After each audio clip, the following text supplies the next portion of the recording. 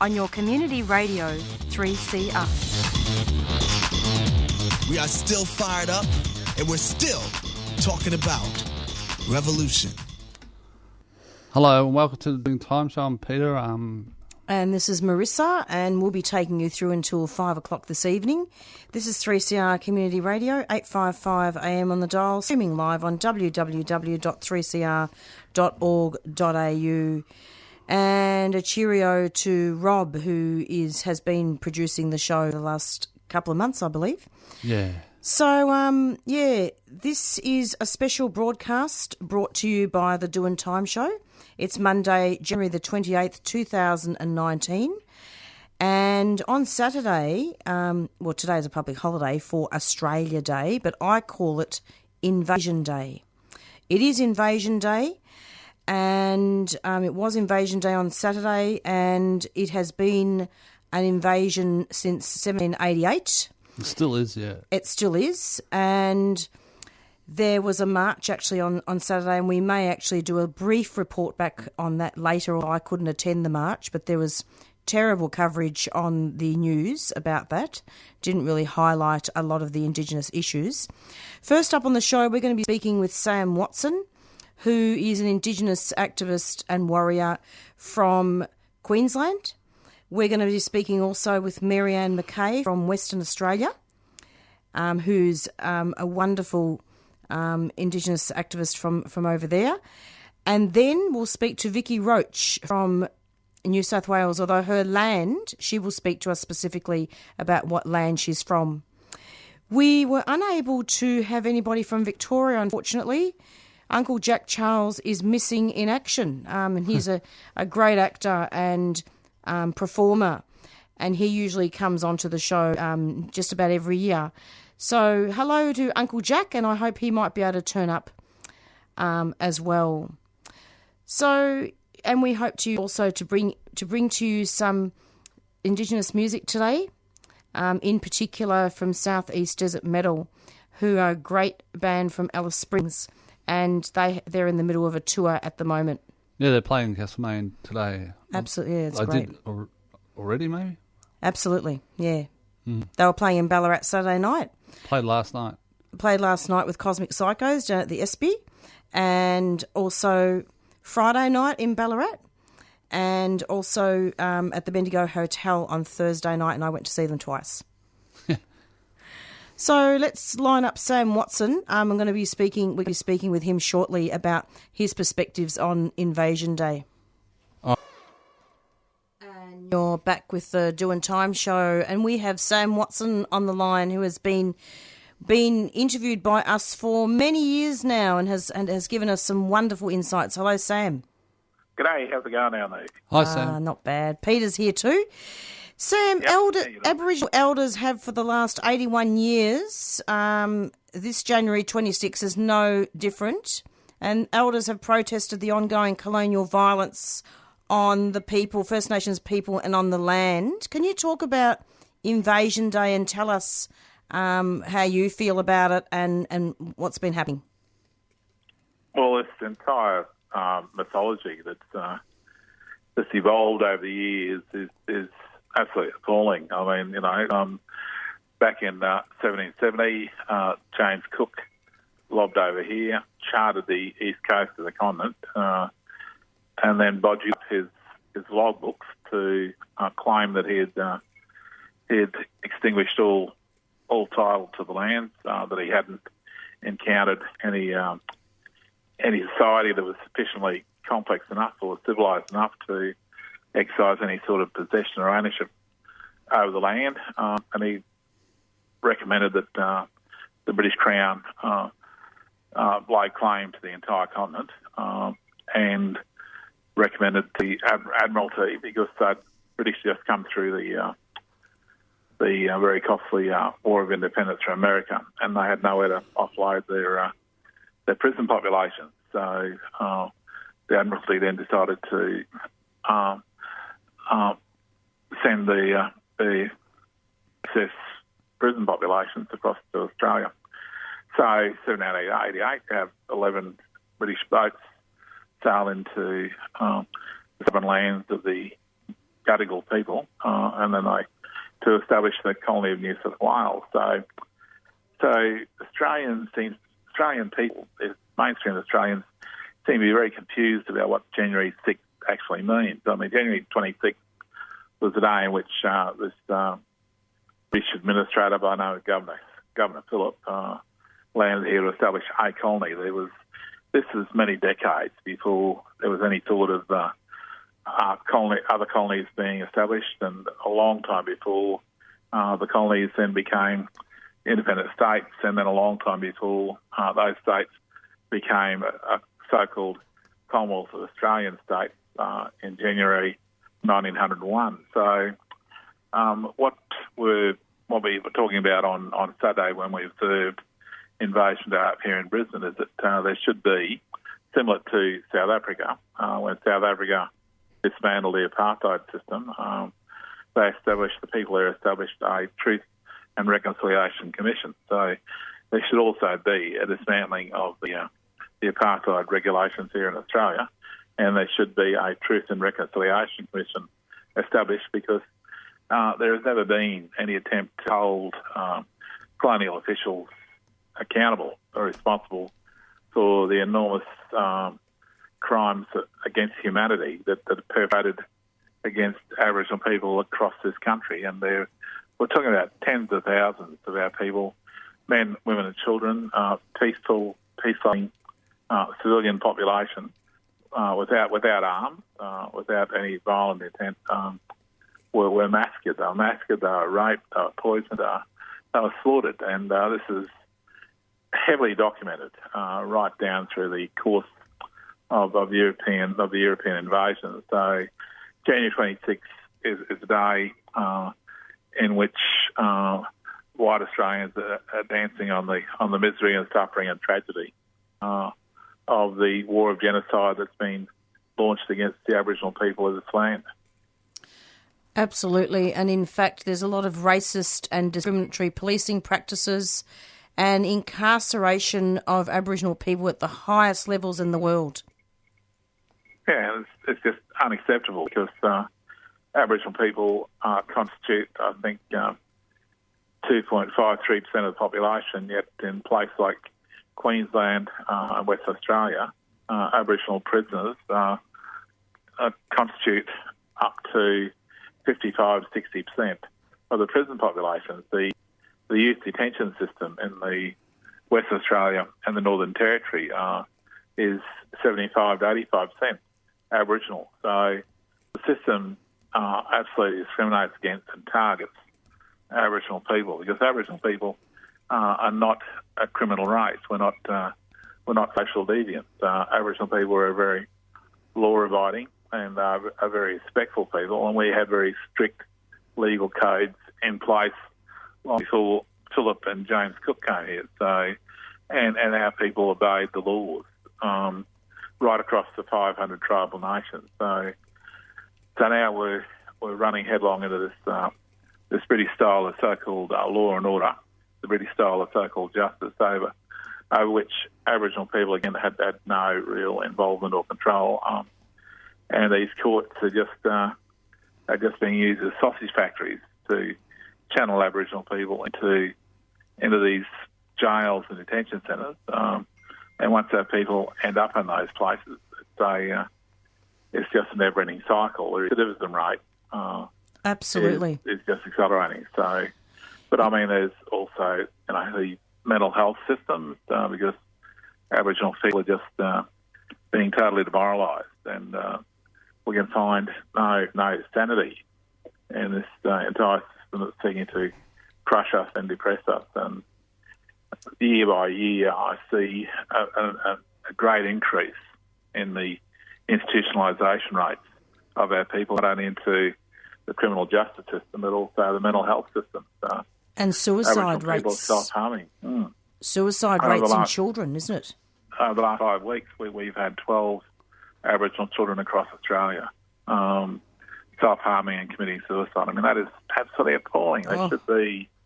If this was happening in a white suburb, mainstream suburb, with the higher living standards, there would be enormous outcry. There would be mass meetings, mass media events, and you'd have state and federal ministers hopping all over it and promising millions of dollars to do something. But because these are Aboriginal children, nothing. You don't get anything. And these are beautiful, healthy, vital children who are so overwhelmed by the sort of lives they've been forced into. And you're talking about communities in places like Western Australia where the families there who are traditional owners and custodians of the country, who should be multimillionaires because of the enormous exploitation of their land and country, that funding the lifestyles of people like Gina Reinert and Twiggy Forrest, who are amassing billions of dollars of money out of stolen Aboriginal land, and these children of ours just living in the most appalling, gut-wrenching poverty. And it is no mystery, it's no wonder that these kids are self-harming, number one, and then number two, taking the ultimate step and actually ending their lives. So this is terrible. Terrible tragedy, and but no one cares to do anything about it. That's exactly right, and we need to actually start, instead of Australia being an ATM machine for mining companies, not only desecrating sacred sites, cultural heritage sites and trees. I'm just saying, like, the country's being held to ransom. Instead of doing that, start spending money on programs for suicide prevention and programs for Indigenous children. That's right. For all our children, but Indigenous children haven't been focused on. You don't need royal commissions or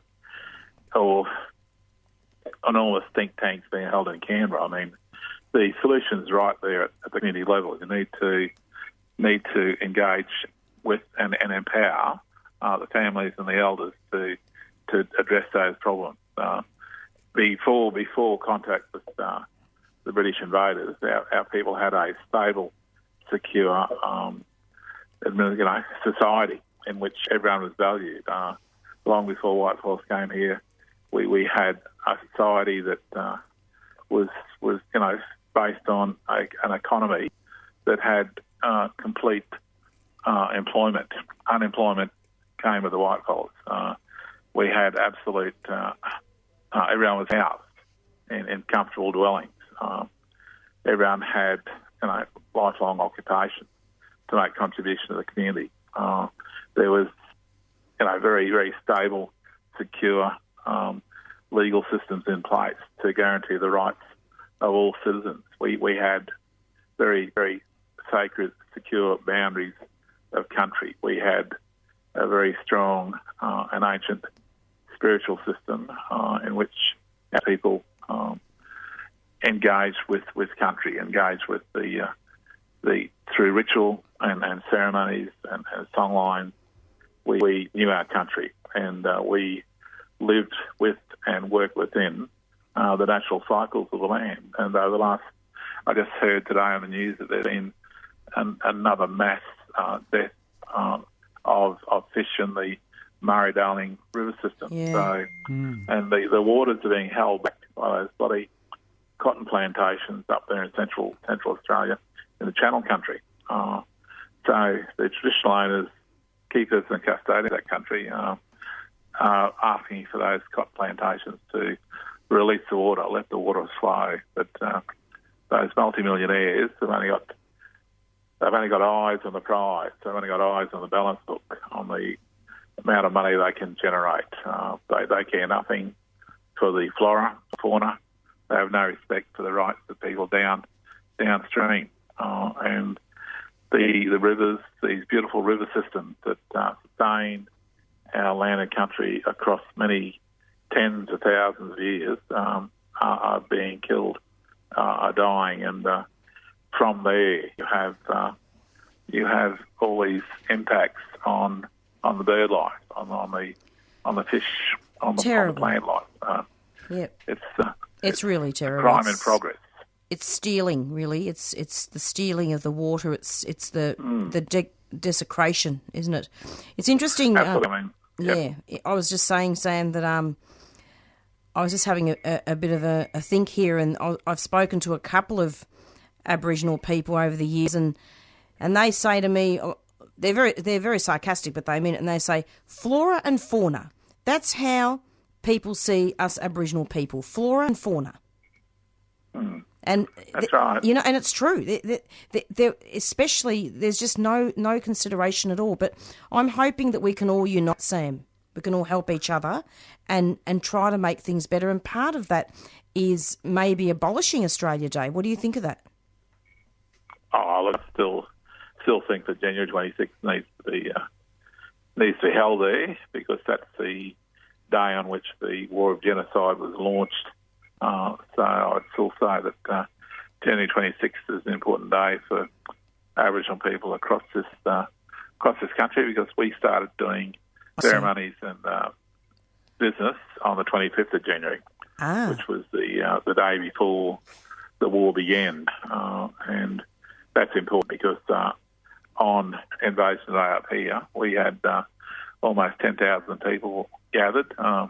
Many of those people hadn't been to an Invasion Day rally and protest before, but they came along, and we had large numbers of non-Indigenous people, and good. We had great speakers. It showed that our young people are stepping up, and the young people ran the day, and they did a great job. And then we marched across to Musgrave Park, and we had a wonderful community afternoon where people would just sit around under the trees in the park, and the kids had a great time. Everyone had a great time, and we just reflected on what's happened over these past 12 months, and reflected on the challenges that are before us, because over the next few days we'll be having large numbers of young Aboriginal and Torres Strait Islander kids going back to school, and that's a big priority in our community, because education is the most important tool, and we need to give all our families a massive amount of support in order to get our kiddies decent clothing, decent uniforms, books, and all these things they need in order to start their educational career that will hopefully take them through to the upper schools and on to colleges and universities. This is what's going to empower our mob, going to empower our communities. Definitely. And just two more questions, Sam. First of all, can you just tell listeners what land you're from, in case listeners have just tuned in and they've never heard of you? Yeah, well, I'm Brisbane mob. We have a very large Jagera language group here and across the place now called Brisbane. Brisbane's known as the Anjin, and that refers to the very sacred relationship between the river, Maiwar, and the land, the country. And also got blood ties to our mob in central Queensland, where the Adani mob are trying to build a coal mine. That's the Biddigubba people, the Wiri language group, and also blood ties up there to the Kalkadoon mob, place where Mount Isa has been built. And they've got family on Palm Island, up in the Cape, down there at Warrabinda and Cherbourg. So right across the state, we got mob, and but born and bred in Brisbane, and always lived here in Brisbane. Warrabinda, Yeah. I've heard of so that. These are places where lots of our mob, as the colonial forces carried out their war of genocide against our people, they took the main warriors and broke families up, broke communities up, and shipped them all over to every point of the compass in order to break down the resistance. So we got the biggest mob up there on Palm and up in the Cape and out there around Isa. So wherever we go, our family, we always run into rallies.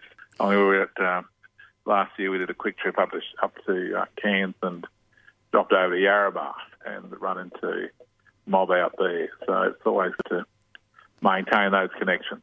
Fantastic, Sam. And was there a parade during the march? Like, were you involved with the parade at all, or was trying to stop parade? The parade? Parade? Yeah. No.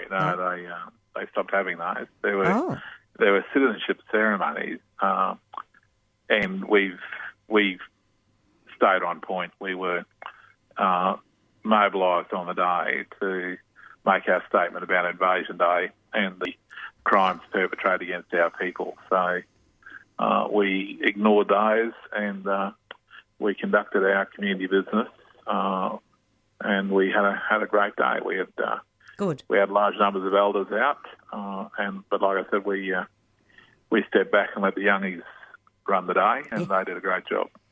Good on you, Sam. I mean, look, this has been a national protest, hasn't there? Or protest or community gathering. Every state is different, isn't it? Every clan is different of how they do things. Here in Victoria, there was a march, and they always the people on the march always try to be anti-parade or to try to stop it. Well, not stop it, but to actually assert, if you like, their right to be part of this land that was stolen.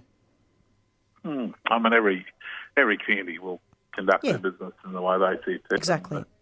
But here in Brisbane, we particularly like marching through the middle of the city, across the Musgrave Park. And this year we had these this motorcycle club mob, Murrays on bikes, and they had 15 really big bikes on Harley Davidson, and they led us across through the city over to Musgrave, and boy, they were noisy. so we rattled the city of Brisbane one time. Fantastic. Sam, thank you so much for coming onto the program. We're going to be speaking pretty soon with Marianne McKay from Western Australia, and she's going to be talking about what's happening in her way. Cool. Good on you, Sam. You guys take care. Okay. Thanks a lot. Bye. Thanks, Bye-bye. Bye-bye. Peter, take care. Bye. Bye-bye. Bye. And that was Sam Watson from Brisbane, and he's just given you an introduction of where he's from on his land. And we talked to him about Invasion Day and some of the issues arising from the invasion, ongoing invasion, that is. It's approximately 4:26, and we've got about 4 minutes until we speak to Marianne McKay. I'll just go to the song Got to Be Strong by the Romping Band. And you're back with the Doing Time show, and we're speaking now with Marianne McKay, who has been with us many times on our show, and we're very honoured to have her for this very special broadcast talking about Invasion Day, which of course we don't honour. Hello, Marianne. Welcome to the program. Hey, sis. How you going? Thanks for having me. Good on you, sis. Yeah, Peter. Hey, how you going? Good. Yeah. So, anyway, it's a discussion that we have all year, not just every year, not just on this day. I mean, the Doing Time show has had a very long history of covering very, very important media in regards to building the movement to stop Aboriginal deaths in custody, and in fact looking at ongoing invasion of Aboriginal people since 1788. So I'm wondering, sis, if you wouldn't mind just talking about just a little bit about it, about how you feel about Invasion Day. Well, I'm frustrated because I can't understand how a nation would want to celebrate a day that marks the genocide of the oldest living culture in the world. Well, I should say attempted genocide because we're still here, but there's still genocidal policies that are alive today that reflect that colonial mentality that our ancestors had to put up with when they first invaded our shores. And I think that it's really sad that, considering it's been a few hundred years since colonisation or the invasion, I think it's sad that we're still in a state, that of oppression that we are. We should have come a long further than what we have, a long way further than what we have. And it's through the ignorance of, that lack of education to society about the truth of what's actually happened, within this country and the history of its, illegal foundation in the first place. And it just upsets me that people can be, just so ignorant in the sense of just ignoring and dismissing the way that we feel in order for them to, have a barbecue and have some alcohol and sit along our beautiful beaches and stuff like that. Like, that's all tokenism. It's something that can be celebrated on any day to them. That's It right. doesn't have to be celebrated on a day that our people started receiving, all these genocidal policies that they've had to put up with. I would rather come in here and do a show and do something to promote, not promote, but do something to cover this topic rather than having a barbecue and getting drunk. Well, that's right, and like Invasion Day to us isn't about, we go to the beach anyway. Yeah. It doesn't matter. That's right. Because we live in a hot climate, But what Invasion Day is to us, that's when we go to the rally. And we rally against the day, and try and raise that awareness with society and march with our non-Aboriginal supporters. And then we have the survival con after that, which has been renamed the Birak Festival. Okay. Which is our season at the moment, one of our 6 Nyungar seasons. But I prefer the name of Survival Concert. So then that raises questions. Oh, why is it a survival concert? Why have you called it that? Whereas Birak, that gets you talking about culture and the season of culture. But to me, it's like the government trying to cover up the message of what it is that we're trying to promote on that day, and that's our survival. It's not just a cultural festival that's part of their Perth Fringe Festival, Absolutely. Now, Marianne, you've been talking to us over a number of shows now about the native title settlement. Has it been resolved yet, or it'll never be resolved, I believe? No, we've got until the 1st of February to put in affidavits. What the government have done, oh my God, you know how dirty and sneaky they are. They've applied for an interlocutory order to dismiss our case on the grounds that it's frivolous, we've got no proper grounds of action, and that we're just trying to shame the government and things like that. Like, it's ridiculous. I can send you the copy, so that you and Pete can have a look at it. Yeah, it's ridiculous. Sure. Yeah, so what we've had to do is do an affidavit and rebut what they sent to us, So in court, so we've got 22nd of February, the judge will hand down his judgment on the interlocutory application. So what they've gone and done is they sent us, so I said in court, you need to show me a legal document under any legal mechanism that was required at the time of discovery of land, in regards to our people. So, and I said, I put it to the court that you can't provide that and that you are all in contempt. And so what happens? The state government's office, solicitor's office, goes and applies for an interlocutory order to say that we've got no case. And it's like, well, hang on. So what they send me, to support their claim to our lands is a proclamation from a king that didn't have the authority to give that proclamation under international law, diaries of a couple of the captains that came here, which they had no authority anyway, and history papers of the Swan River colony that was written by colonial settlers of the time.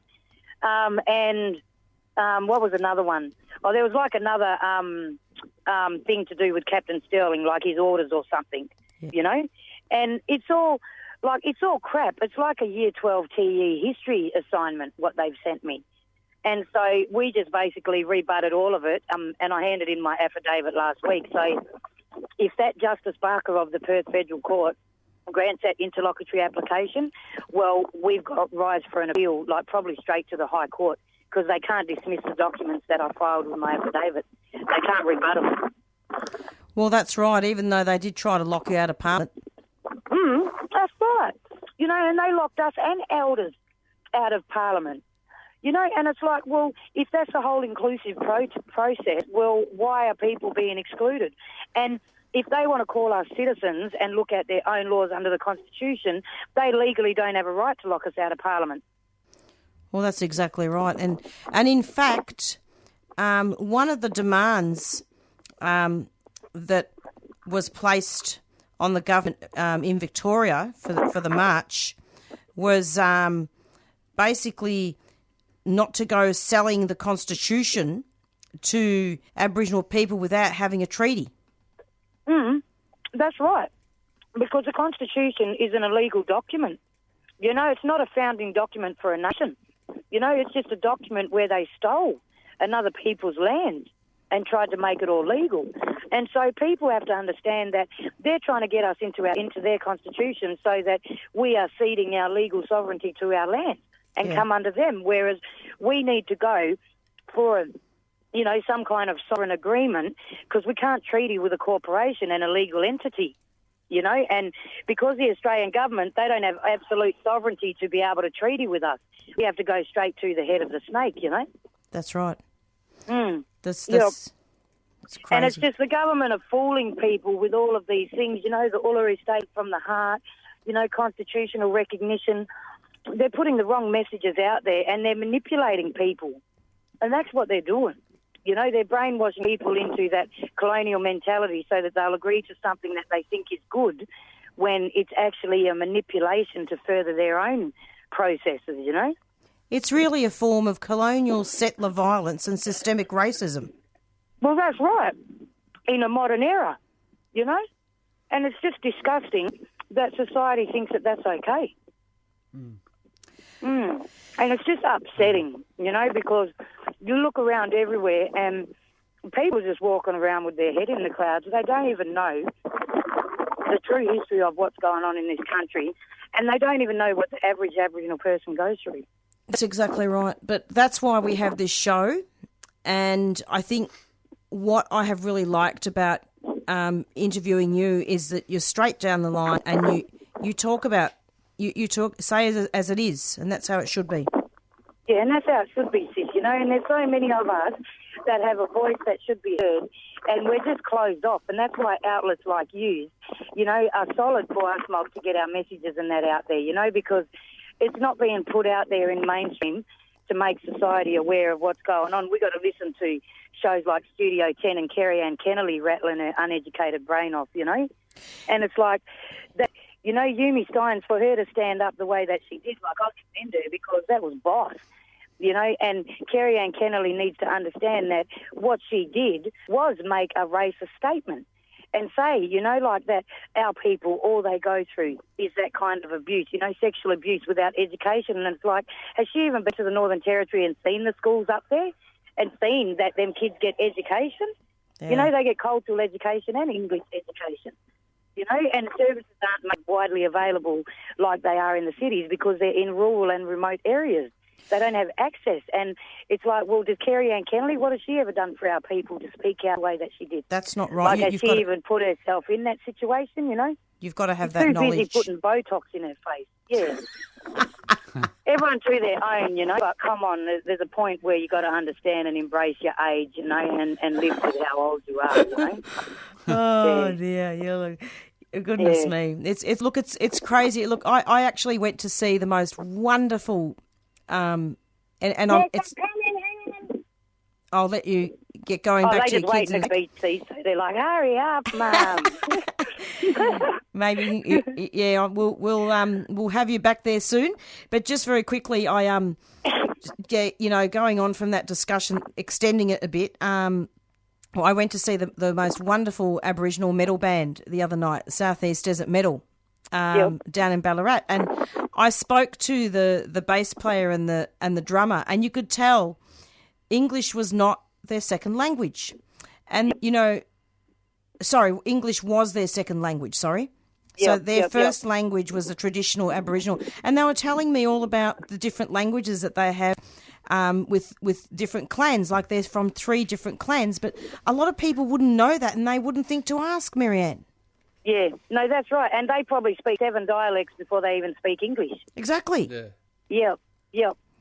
Yeah, people don't understand. And they don't understand that, there are Aboriginal people right around this country, and we all have different lives and different issues that we go through, but we all have them common issues as well. And in order for these mob like Studio 10 and that to have comments that they have, terrible. They really need to get on the ground, with our community and our elders and talk to the people. Instead of listening to people like Jacinta and Bess Price and Warren Martin and Noel Pearson anymore, Tokenism. They need to get on the ground and talk to the people that are living these lives. Because how can you talk about and have an opinion about a life that you don't live if you don't even talk to the people that live those lives? Yeah. You know what I mean? It's an uninformed opinion, and that's what really frustrates me because and especially on social media, just how we get so much negativity chucked at us when we're just trying to tell the truth. Yes. You know, and that's why when we had the march in Perth there, and I just want to give a shout out, Sister Karina Abraham done a deadly job.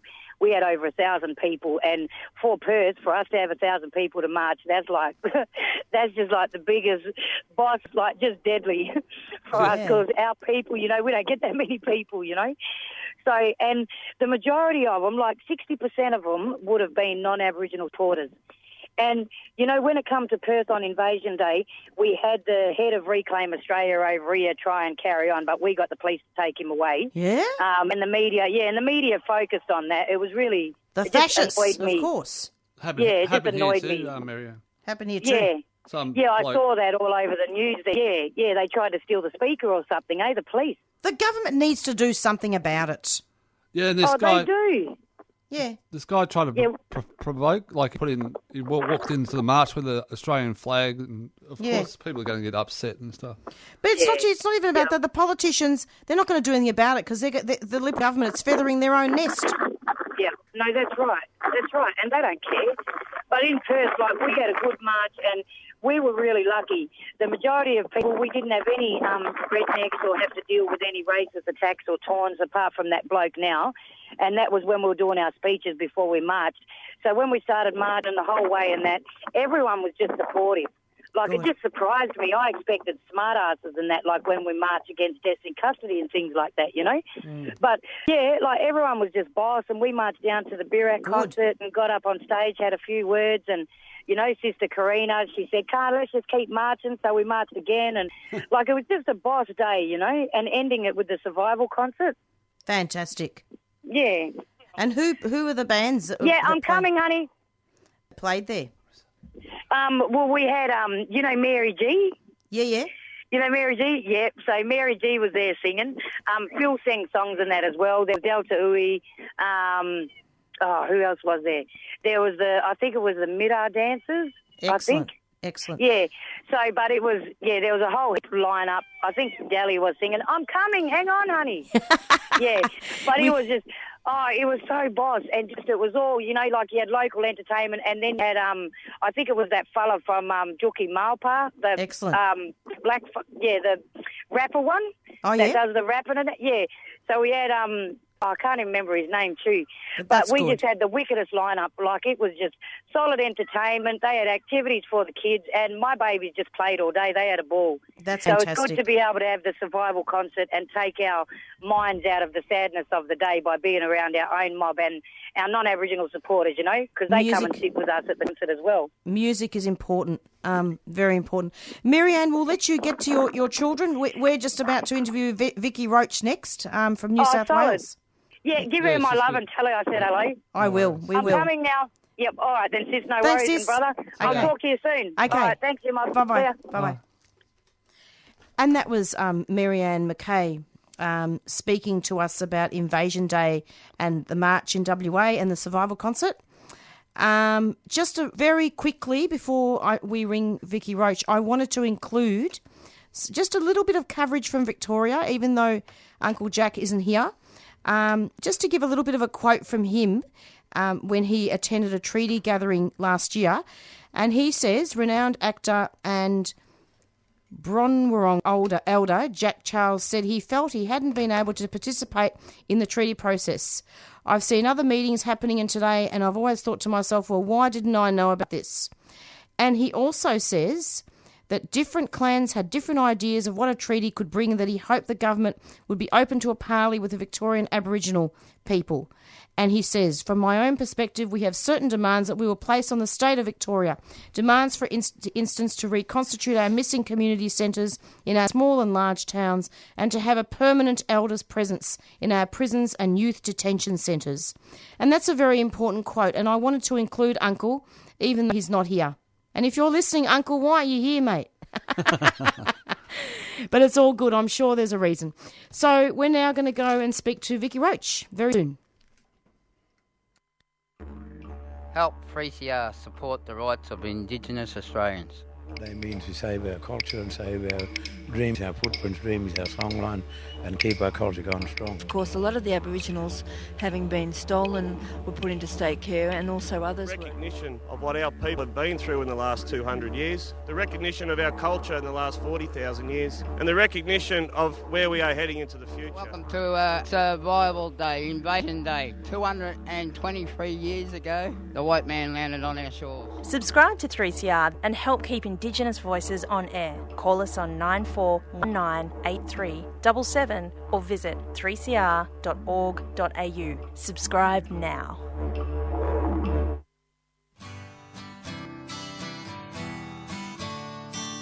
"3CR", always bringing you the latest union news. They're coming after us at the moment. They want to get rid of penalty rates, the big push from businesses. They want to get rid of all the things that you and I have fought for. So there's tens of thousands of jobs gone contracted out to sham contracting arrangements. On 8:55 a.m. and on the web, 3cr.org.au.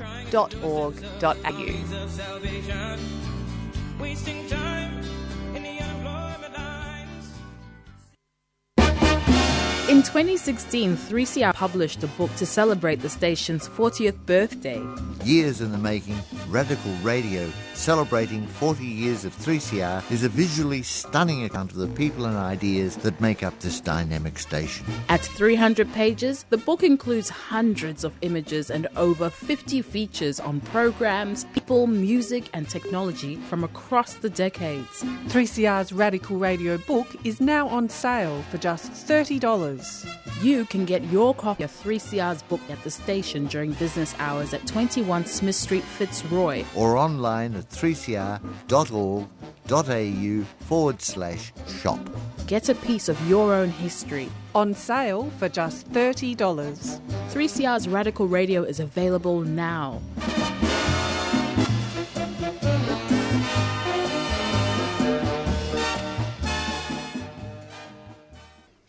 Vicky, it's lovely to have you. Just quickly, I was wondering if you could just tell us what land you're from. Yuin country. Good. That's good. Now,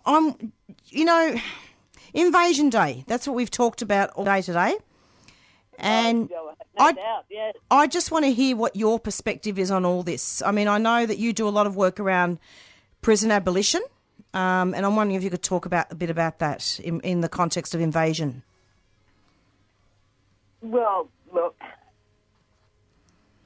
I'm personally encouraged by the increasing numbers of people that are marching on Invasion Day, in Invasion Day protests, rather than Australia Day. I think that's really heartening, and to see that kind of growing all over the country is especially heartening. Do we have a final tally of all over the country how many people marched? Don't know yet. We'll have to get that organised. Thousands though. In Perth there were 1,000. Melbourne was meant to be the biggest. Yeah, Melbourne was the biggest, I think. No, I mean... I think there was 80,000 in Melbourne. 80,000? Yeah, something like that. It's pretty amazing. 60,000 maybe. Wow. Well, it was a lot more than the media reported. Like everywhere, the media was just saying, thousands of people, but there were tens of thousands everywhere.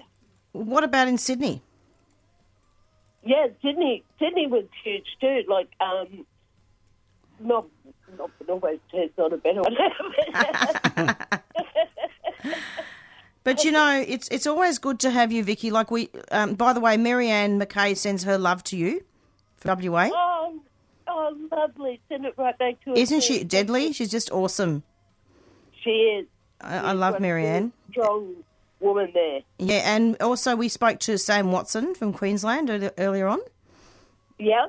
And Uncle Jack Charles was meant to come in, but instead I actually read out a quote because he couldn't come. So I think it's really good to have you on the show when we're wrapping up, just to say hello and just to acknowledge your wonderful work, Vicky, with poetry and your prison stuff. I know you don't like having attention drawn to you, but you've got to start realising your gifts and realising that you're very good at what you do. Well, thank you. That's it. Yeah, I'm trying to do what I can, you know. Yeah, but you're great. You've spoken a lot of panels. You've talked a lot about prison stuff. You've been to prison yourself. You've participated in all the voting.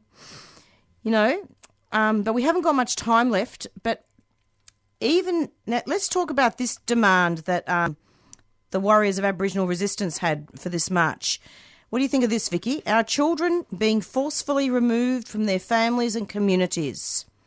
And what do you think of that statement, what that demand towards the government that they had for the march? That the government stopped doing it, yeah. I fully concur. I was actually just reading something today. It was American, but the First Nations people over there, the elders are trying to take jurisdiction over the young people, so that they're not even to try and keep them out of the criminal justice system, or criminal injustice system, as I like to call it. Yeah. Yeah. And we know that culture is healing, but this being able to wrest the kids away from the criminal justice system has got to be good. And if only we could do something like that here. Although the colonised mind of the criminal justice system won't allow us to accept that easily. They'll make us conform somehow to their perception of how criminal justice should be delivered. Let's hope that that we can start having more innovative programs and address the stolen generation. But Vicky, when we've got more time, and this was just a little bit of a shout out to all our Aboriginal elders and activists that have done so much work today. But when we've got more time, I'd love to talk to you more about stolen generation and what's happened. Yeah, I'd love to. Well, that's something that can always bear talking about. It hasn't stopped, and it looks like we're going to be talking about this for another few generations. That's right. Look, we've got about 3 minutes left of our show, but I'm going to do something really unorthodox now. So we're going to have to say goodbye really soon and go out with our theme song, Blackfella Whitefella, with the Rumpy Band. But Vicky, thank you so much for coming onto the program. No, thank you for having me, and thank you for all the times we've talked. And there'll be many more in the future. I'm sure there will. I hope there will. I hope I haven't talked too much. I was just trying to ask questions to try to, get a discussion generated. No, not at all. No. Thanks, sis. Talk to you soon. See ya. Thanks, Marissa. Okay. Bye-bye. Bye-bye. Bye, Peter. Bye-bye. And that was... Sorry. That was Vicky Roach, and we've had a very interesting show, but I think we've got about 3 minutes before Beyond Zero, the repeat show, because they're on their summer break. Thank you so much to all our guests, and see you next Monday from 4 to 5 for the Doing Time show every Monday. Bye.